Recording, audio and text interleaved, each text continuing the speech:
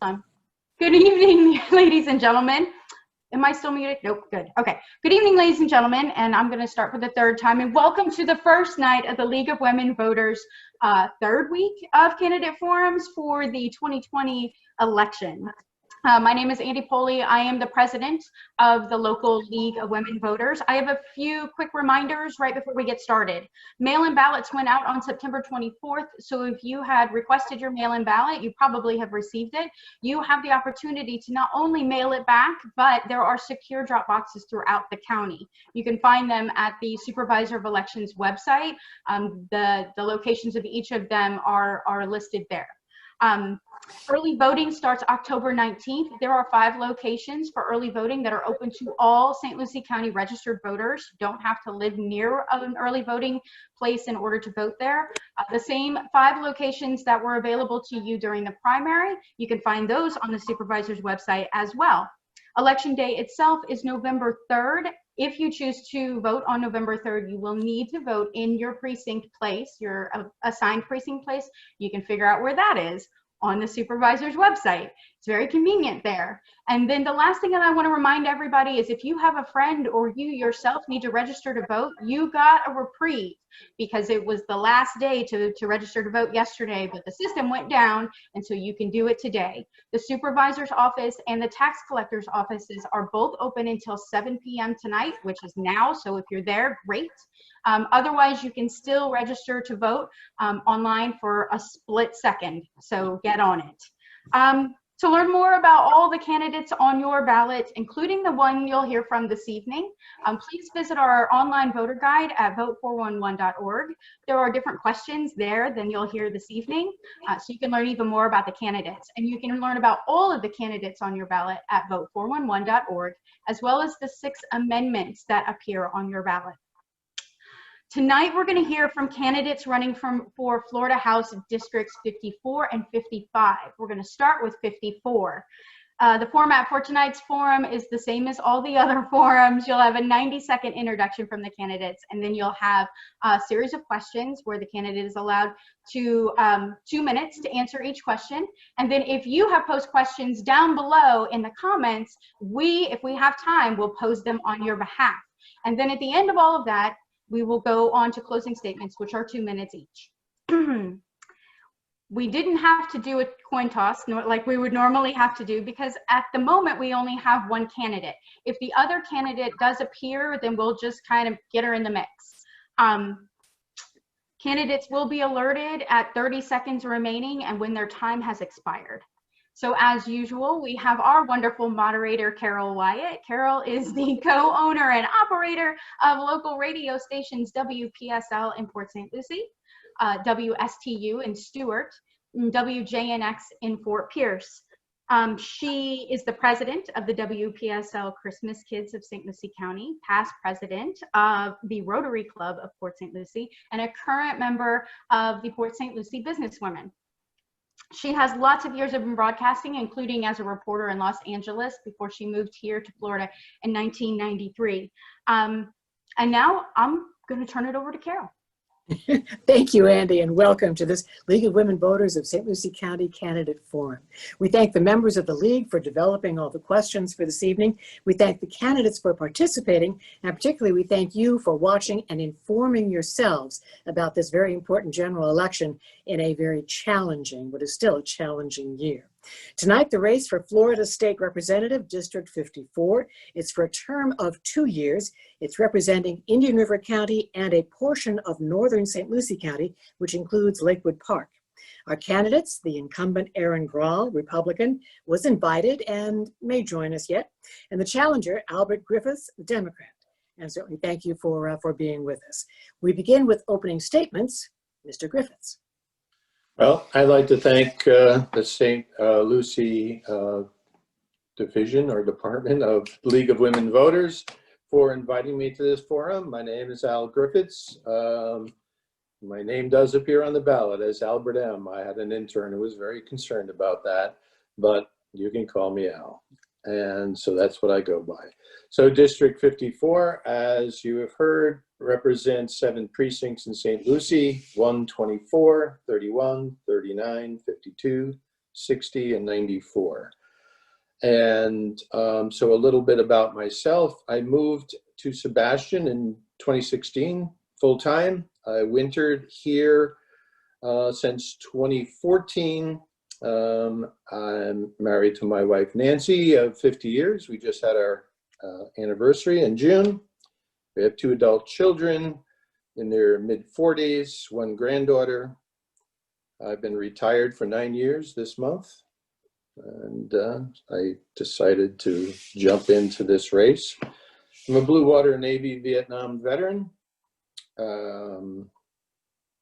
I was a general contractor for 20 years. I was a carpenter, business owner. I had a part-time real estate business. I had built my own real estate portfolio of properties that I owned and managed, which was kind of a natural fit for having a construction company.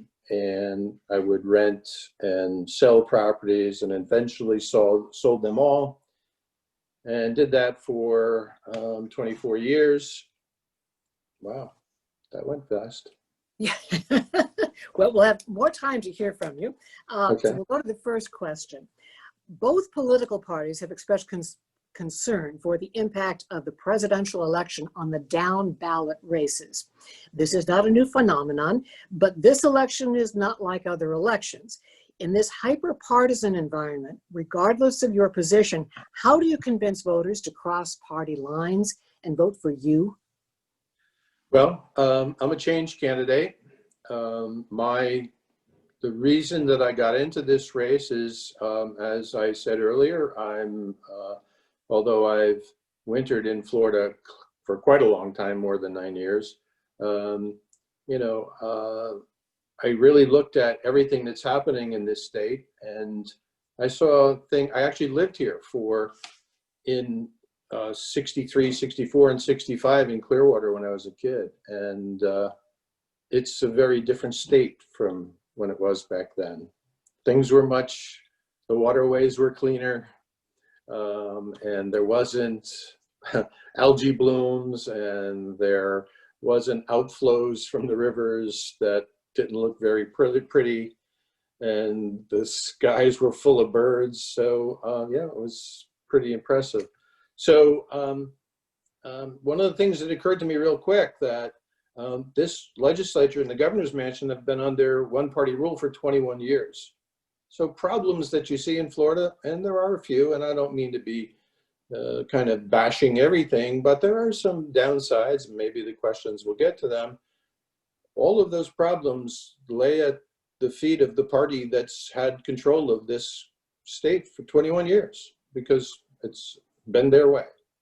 And there isn't another voice in politics, and you need a 2-party system for true democracy. I think I'm done answering the question. Okay, all right, next question. Florida Home Rule allows local governments to pass ordinances and regulations that are appropriate for their specific location and citizens.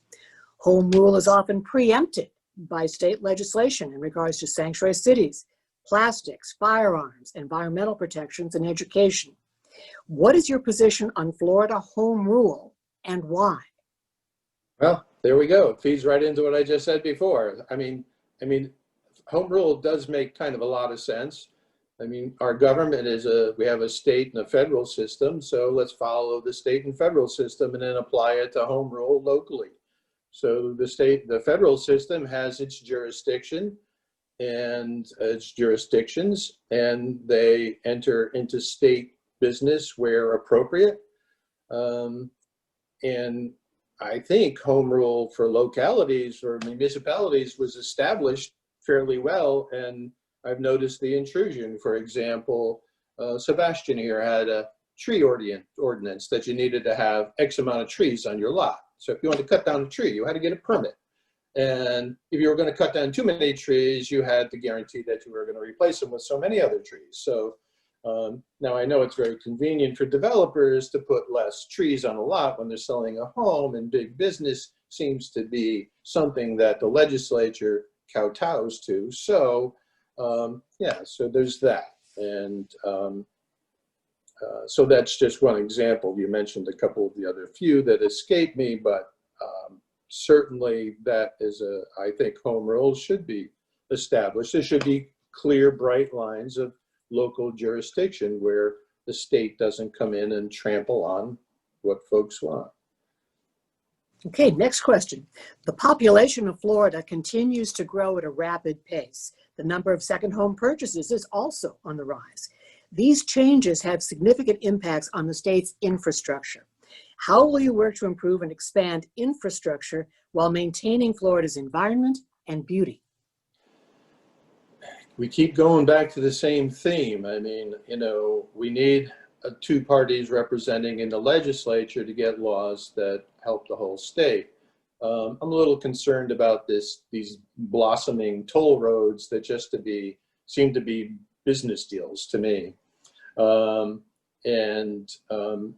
So again, it's kind of like when you travel down here on 95 and you get to Virginia and places like that around DC, they have Easy Pass where you can spend another $25, right? So all the poor people can drive over here in the traffic jam. But if you're willing to pay $25, you can have federally funded highway at your access for $25 more. So this pay to play is kind of not something that I think, I'm kind of a government of the people, by the people, for the people person. It was a novel old idea, and I think it's probably still a good one that we should kind of revive. And, our government should not be for sale. Being a person of some age and running for office the first time, I can guarantee voters I cannot be bought. Next question. The Indian River Lagoon is one of the most important and delicate estuaries in the nation. Decades of uninformed policies and development have negatively impacted the water quality and ecosystem. What will you do to protect and improve the Indian River Lagoon now and for the future? Well, I just did a video on this, and I remember going to a meeting, and a woman who lived here for 30 or 40 years told me that she remembered when you could see to the bottom of that lagoon anywhere, and it was crystal clear, and so far cry from what it is. So what I would do is hopefully there would be enough of us who care about the environment who get into the legislature in this term to do something about it. I mean, it's still laws have to be passed. But I would certainly try to find the sources of pollution. So there certainly are sources of pollution. So there's big commercial interests, and there's a lot of septic. So there's residential. So there's plenty of places to find that. And then to do the improvements, put in sewage systems to then, if it's a large commercial polluter, then, and if we can identify it's them, we have to see that they're paying their fair share to clean up the environment. So, and I know that Florida is a very business-friendly state, and I've been a businessman my whole life, and but I don't believe that the public trust should be a giveaway just because a businessman says that they're going to provide jobs. I don't necessarily think that's the way things should be. So I would work to clean up the lagoon. I would, I have worked my whole life to find solutions, and I think solutions can be found. It's been done somewhere elsewhere, it can be done here. Okay, next question. What is your position on sensible gun laws, and what kind of gun legislation would you support? Okay, so guns, I have one thing that on Facebook, and until 2017, I was never on social media. I avoided it. But I decided that social media was something I had to try, especially when I moved here and after the last election, how I was going to reach out and find people and how they thought about these things. My opinion on guns is very simple. Guns are a killing machine. That's exactly what, you can't define them any other way. So I'm a veteran. I know what guns are. I've used them. I was trained to use them. I don't have one. I never had one personally. Oh, actually I did. When I lived in Florida, when I was a kid, I didn't own it, but I used to go to this shooting range and we used to target shoot, and it was great fun. I loved it when I was a kid. And I used to get these little patches and everything, and they had an eagle on them. And I realized like 2 years ago that I was in the junior NRA and I never knew it. So crazy as it may seem, but it was a very different organization back then. It was an organization about gun safety. It wasn't a lobby for the gun industry. So I am against military style weapons on the street, high capacity magazines, you know, gun show loopholes, all of the things that, you know, like-minded, sensible people understand. You don't need that kind of firepower on the streets. Concealed carry, I'm opposed to. Concealed carry in church that my opponent passed is crazy as far as I'm concerned. It's the next best thing to a circular firing squad. Concealed carry on college campus, oh my goodness. Did not vote for the Marjorie Stoneman Douglas bill arming teachers because it didn't go far enough. I don't know. Just, I don't get it. Next question. In your opinion, what state policy changes would be most effective in job creation and why? Well, I mean, two things kind of dovetail together as far as I'm concerned. Education should work. I mean, education should kind of try to find a way to work with business in this state to find a way to help train and create the new jobs for the future and train students for those jobs so that Florida doesn't have to go out of state to look for its talent. They can, you know, kind of grow your own talent right here. I mean, all the elements you need are here, but you need to have a good system of education, and I'm sure I'm going to get an education question, so I'll talk more about that later. But, you know, I think just right off the bat with teacher salaries for a start, but back to that business, we just got to find business enticements that can bring in business, but also so that business understands that we have to have, you know, a minimum wage, a living minimum wage, and that we have to, that workers are an essential part of business. You can't talk about business without talking about workers, right? Because business can't be successful without workers. They're an integral part. I've owned my own business my whole life. I've never worked for anybody. I've always been self-employed, except for my time in the military. They had a different way of doing things than I do. But so, you know, that's my answer. I'm pro-business, but not at the expense of the taxpayer and the resident. If the business is getting a fair shake, the people get a fair shake. Okay, our next question. Florida has one of the highest rates of uninsured adults in the country. The statistic has only been exacerbated by the record levels of unemployment caused by COVID-19. Would you support Medicaid expansion to cover more citizens? If not, what would you propose as a solution? Well, absolutely would support Medicaid expansion. You're going to get 650,000 more Floridians insured, and it won't cost the state one single penny. As a matter of fact, I've seen statistics, where they would net anywhere from 750,000 to $1 million of revenue from federal money. So basically, we're paying for it in our federal taxes to get the money. And so it not just insures the people, but it helps all the hospitals. The hospitals, at the end of the day, if somebody goes to the emergency room and they're sick, there is a hospital that's going to take them if they don't have insurance. And then the bill comes back to the taxpayer again. Right? They send the bill to Tallahassee. Somehow or another in the budget, they pay the bill because they can't let the hospitals close.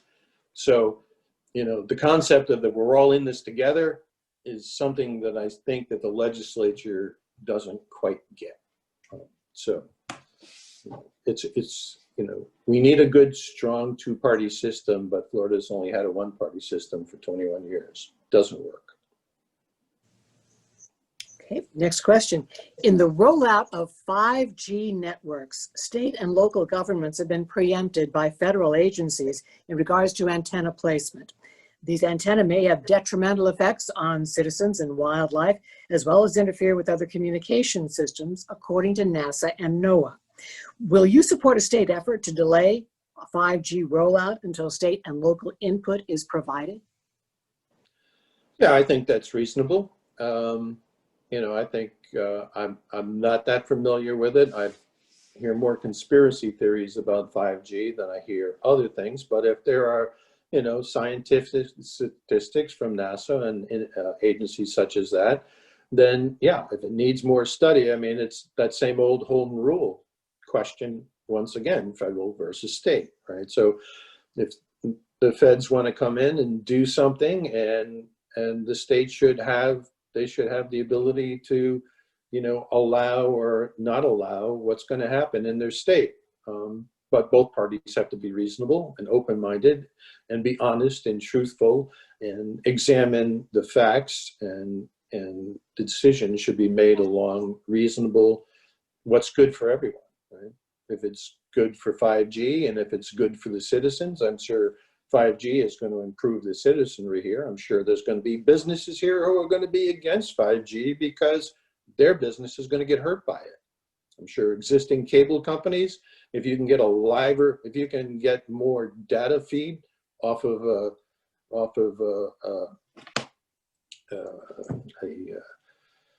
like a cellular tower as opposed to being wired, wow, think of what that would be like. So, people are going to like that. People don't like being wired. They like to be disconnected.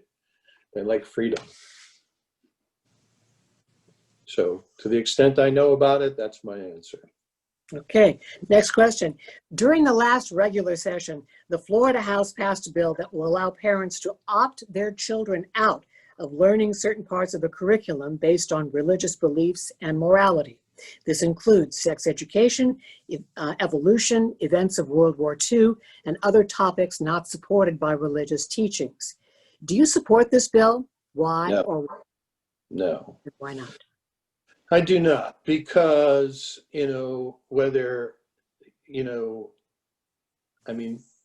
people who have strong, firm religious beliefs, I went to religious schools, 50% of all of my education, except for community college. And I went to public schools the other half. So, I had that 50-50 blend growing up, and it was also a different era. There is a lot more fundamentalism in some religious practices. And I think that's where a lot of that stuff is coming from. And, I think, kids need to see they need to hear, they need to decide for themselves. They need to understand that there are more positions out there than what they might be getting fed from one side. And, as they grow and mature, they'll be old enough. Actually, a kind of a classic example is the Amish. They're a very strict religion, but when their children, especially the males, reach teenage years, they like them to go out into the world and choose whether they're going to stay out or come back. Okay, and our last question here. In 2018, the citizens of Florida passed Amendment 4, allowing people convicted of certain felonies to register to vote after meeting sentencing guidelines. To date, this amendment has not been fully implemented due to obstructive actions by elected and appointed officials.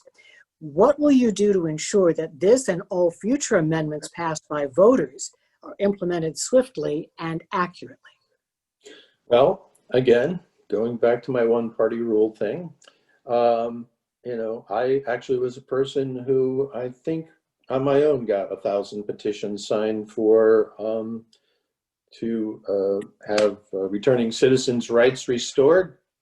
When I grew up, my whole life, I always knew, heard, was taught, understood, thought it was a guaranteed right that you do your time and you've paid your dues to society, and then you are released a free person into society and all your rights were restored. It wasn't until, maybe 10 years ago, I realized that wasn't true. Of course, I was from a very blue state up north, and things were, a little different.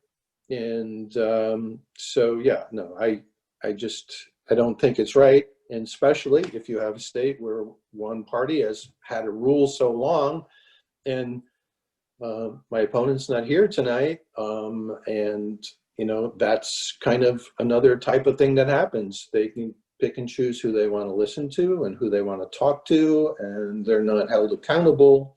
And so why can't the citizens put forth a referenda to tell the legislature what they want? So to me, that's the way government should be: of the people, by the people, for the people. Okay, we've come to the point where we ask for your closing statement, and certainly thank you for being with us, Albert Griffiths. Okay, so closing statement. Well, I already stole my line on the one-party rule. I think we've got that covered. I decided to run for this office on Memorial Day, and my qualifying paperwork had to be on the Tuesday after. So it was Sunday night, and then Tuesday the paperwork had to be in. And so it was a pretty quick thing for me to decide to do this. And I decided to do it because if I didn't, the seat would go unopposed, and I didn't want that to happen. So I stepped up.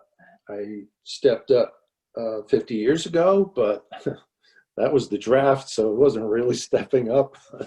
You didn't have a choice unless you wanted to look at your family who came from the Great War and the Great Depression and tell them, I don't think this war is legal, which I didn't, but I went. So,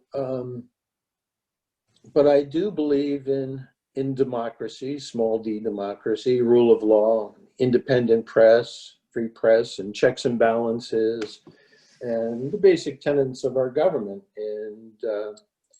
And that's why I'm running. I think the duties and responsibility of a legislator is to represent their constituents, whether I agree with their policies or they agree with mine. I still represent them. That's not happening here in this district. I know that for a fact. I don't know how many people have come up and told me that. 30 seconds. I guess I'm set. Well, thank you very much. Albert Griffiths, Democrat, on the ballot for the Florida State Representative, District 54. Thank you for being with us. We need to mention the incumbent, Erin Grall, the Republican on the ballot, was invited to participate. We thank Mr. Griffiths for being with us. And we certainly thank you for watching, for informing yourselves about the upcoming elections. Thank the League of Women Voters, certainly, for coming up with the questions. And Andy. Thank you, Carol, and thank you, Mr. Griffiths, for joining us this evening to discuss your views on the future of the state of Florida. And thank you to the viewers for being here with us to view during either live or when you get a chance to view it on YouTube. Also to the members for formulating the questions. They're always a little bit tougher than your average questions when you start talking to a leaguer. So I do want to thank everyone again, and I want to remind everyone that's watching to please go to vote411.org to learn more about all the candidates on your ballot, including the candidate you heard from this evening. I will remind you there are different questions there than you heard this evening. Also, there are 6 amendments on your ballots, and the League of Women Voters is doing virtual education events either for groups privately, or we're doing public ones as well. So please go to our website and check it out and see if you can attend one of those, and you'll know before you go. Our website is lwvslc.org. And that's it. Good night, and don't forget to vote.